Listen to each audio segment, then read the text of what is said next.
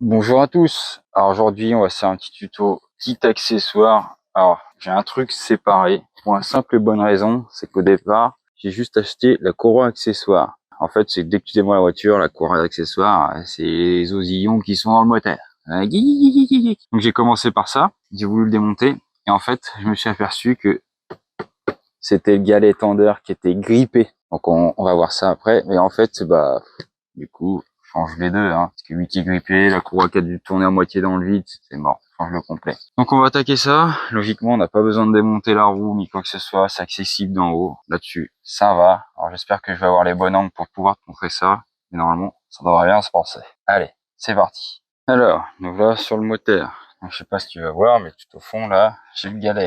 Tu prends une clé de 15, et là en fait, tu vois, ce qui est pas normal, c'est que là je vais pouvoir tendre la courroie, tu vois. C'est pas censé faire ça. Tu vois, je l'attends la courroie là. Normalement, c'est censé faire tout seul. Si je fais ça, tu vois, il tient tout seul. Donc là, en fait, le tendeur, il est grippé comme c'est pas permis. Alors, du pourquoi, du comment, je sais pas, mais tu vois, regarde, je peux bouger comme je veux, il fait pas son rôle en fait. Et c'est pour ça que ça fait des oisillons. Donc, alors, toi, sur le principe, j'ai essayé de faire comme si c'était normal et que tu faisais un kit accessoire normalement. J'essaie de le mettre à fond. Ici, t'es emmerdé, tu veux pas enlever la vis parce que du coup, il est devant. Donc, tu fais déjà la première qui est ici et la deuxième qui est là. C'est du 13. Non, c'est pas du 13, c'est du 10. Nous reprenons donc, c'est du 10. Là, tu libères juste. Voilà, tu sais qu'à la main, tu peux l'enlever. Alors, c'est pareil, ta courroie, tu fais un schéma pour savoir comment elle va. C'est quoi ça? Ah. Ouais, potentiellement, ça dérange. C'est le liquide de refroidissement. Donc là, ce que je vais faire, c'est que celle du fond, là-haut, je vais l'enlever entièrement. Parce que du coup, c'est la plus casse-bonbon à avoir. Et évidemment, vu qu'on démonte rien, on se l'approprie tout de suite. C'est long. C'est très long. Donc maintenant qu'on en a enlevé une, que celle-ci est desserrée, on va prendre celle-ci en charge. Alors, moi j'ai pris une petite goupille que j'avais d'anciens galets, tu vois, neuf. Mais tu prends un forêt, ça marche tout pareil, du moment que ça va dans le trou qui est là. Donc tu prends ta clé de 15, ici, tu tires ton galet, et tu mets ta goupille. Voilà. Et maintenant tu peux desserrer celui-ci. Alors, bien d'enclencher ces douilles, ça évite d'aller les chercher avec l'aimant. À tout de suite. Revenons à nos moutons. Là, elle tient, c'est bon.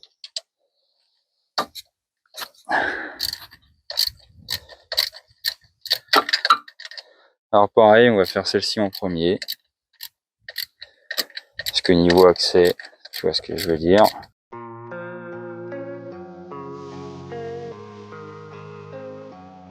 Alors là, je vais changer de douille. Je vais prendre une plus courte.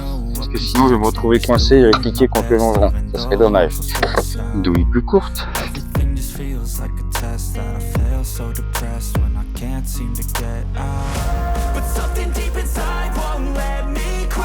Et la dernière, logiquement qui doit venir toute seule.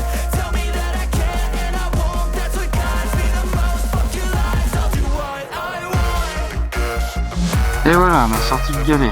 Alors vu la gueule qu'il a, à mon avis, je sais pas pourquoi, je pense qu'il est défectueux. Hein. Il a 20 000 km. Hein. Franchement, il a 20 000 km. SKF pourtant, je sais pas. Défaut de fabrication, certainement. Ouais. Dégage. Alors ta courroie accessoire, si tu as des doutes, fais un schéma. Mais logiquement, tu as la dampère qui est là, elle passe sous le galet tendeur, dessus l'alternateur, elle passe comme ça derrière le galet enrouleur, elle prend la clim et va vers la dampeur. Alors forcément, si t'as pas la clim, je sais pas comment c'est foutu, mais voilà. Mais sur des modèles comme ça, en général, t'as la clim. Alors par contre, tu vois, c'est que là, la courroie, je peux pas l'enlever. C'est quoi ce bordel? Ah ok, et il y a un deuxième galet tendeur ici. Alors à mon avis c'est du 13. Qu'est-ce que tu vas voir, regarde. Sous la poulie d'alternateur, tu as une vis là, bah, c'est un autre galet encore. Donc je vais desserrer, enfin, je vais l'activer pour libérer la courroie. Là. Je vais l'activer ici pour libérer la courroie et non, alors du coup c'est pas du 13, c'est du 15. Voilà. Là, hop. J'enlève la courroie. Ah oui d'accord. T'as que deux galets tendeurs là-dessus. C'est chaud. Alors la courroie est tombée. Hop.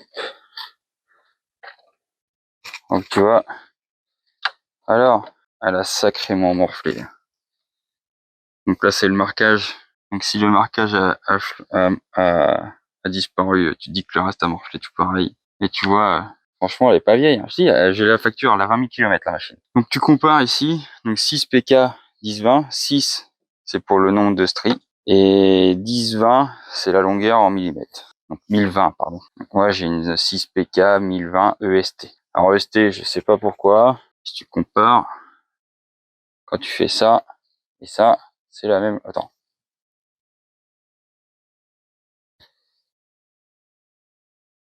Si tu fais ça comme ça, normalement ça doit être la même longueur. Donc, je marche sur le trépied. Tu mets ta courroie comme ça. Faut que ton sens d'écriture, quand t'es, attends, quand t'es ici là, faut que tu le lises à l'endroit en fait. Donc là, je vais repasser la courroie. Alors le plus facile en premier, tu fais la dampère bien entendu, parce que c'est elle qui est tout au fond et qui fait chier. Si j'y arrive. Bah alors, à quelle heure? Ah même comme ça, j'arrive pas à la mettre, con. Scandale ça. Elle est si loin que ça. Ensuite, tu mets ton compresseur de clim. Voilà. Et là, donc là, je suis bien dans les gorges. Et le problème, c'est qu'il faut passer le galet tendeur. Le premier, du moins. Donc, ça va être un peu compliqué parce que, en gros, faut faire ça comme ça. Donc, ouais, en gros, ouais, si, c'est ça. Tu la fais passer comme ça. Faut que tu la passes derrière le galet qui est en rouleur, qui est ici, là. Enfin, qui est là, là. Ah, désolé, je peux pas te mettre comme je veux, c'est chiant. Tu la mets derrière le galet en rouleur, comme ça. Là, on passe avec la clé et le galet en rouleur, on le tire et ça devrait pouvoir passer. Hop. Et là, c'est un galet en rouleur qui tend. Alors, pourquoi? Je sais pas. Mais, hop là. Oh, le bâtard.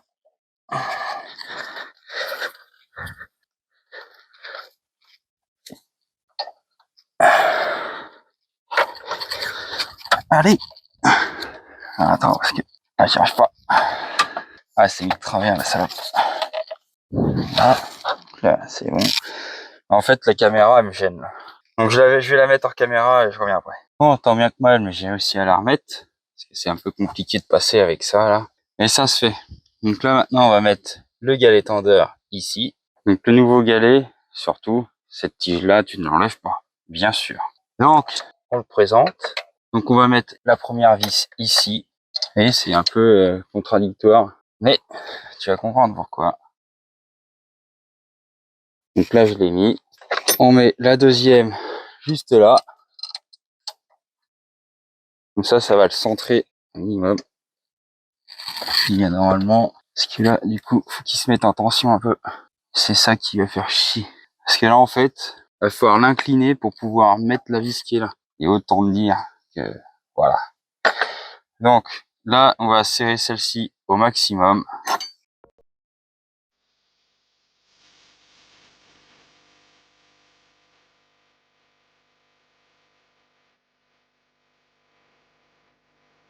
Voilà, donc là, il est accroché comme on veut. Normalement, si je fais ça, je devrais pouvoir le bouger.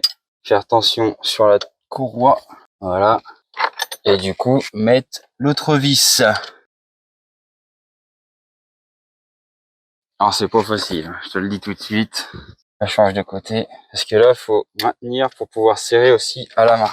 Sinon, tu es obligé d'y aller au cliquet et puis ça force sur la vis, c'est pas cool.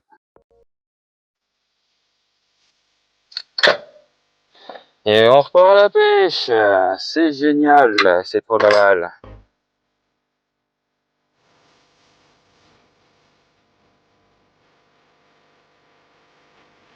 Donc on va mettre la troisième en fond.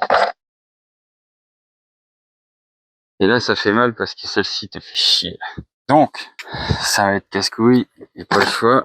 Ouais non. Pareil, même punition. Faut l'asticoter le bordel là. Alors, hop. Ce qu'il y a, c'est que là, faut l'avoir. C'est coton. Et ce qu'il y a, c'est que là, l'aiguille, elle te fait chier, tu peux pas l'enlever.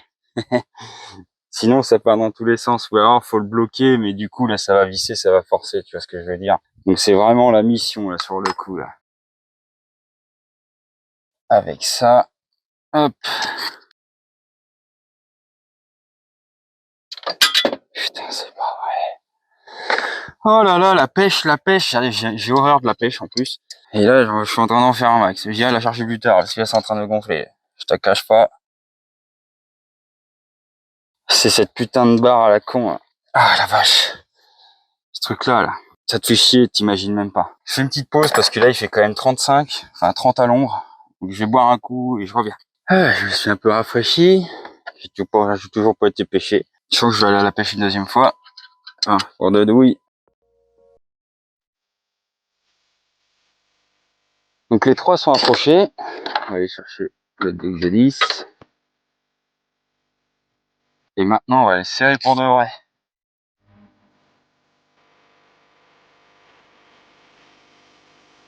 On retire la goupille. Donc pour retirer la goupille, c'est simple. Tu prends ton galet avec la clé de 15. Tu le tires vers toi.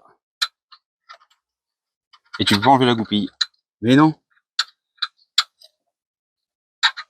Ah si. Ouf. Ah, j'ai flippé. T'as un petit trou sur le côté. Attends, je te montre ça. Regarde. T'as un trou là, là. Donc faut le passer là-dedans, le truc. Ça va, ils ont pas été trop cons. Donc du coup, voilà, ça donne ça. Je vais recontrôler le serrage. Et conclusion. Alors avant de conclure, je vais te montrer quand même que ça marche quand ça démarre. Voilà. Impeccable. Au quart de tour. Et il n'y a pas de bruit. Nickel. Sauf la radio, ta gueule. Donc voilà, tu vois, c'est nickel. Donc maintenant, conclusion. Bon bah voilà, la bestiole qui faisait chier. Allez, salut. Donc là, je viens de tester un truc, c'est que la clim fonctionnait pas. Alors sur l'historique que j'avais, il y a plein de trucs qui ont été changés. Ils ont fait des recharges à gogo. Je sais pas, même pas tous les 15 000, ils faisaient des recharges. Forcément, si tu avais un défaut sur le kit accessoire, vu que ta courroie tourne à moitié dans le vide, ça entraîne pas le compresseur et du coup, ça envoie pas le gaz, t'as compris. Enfin voilà, quoi. Là, je viens de tester, la clim fonctionne. Alors qu'avant, j'avais pas de clim.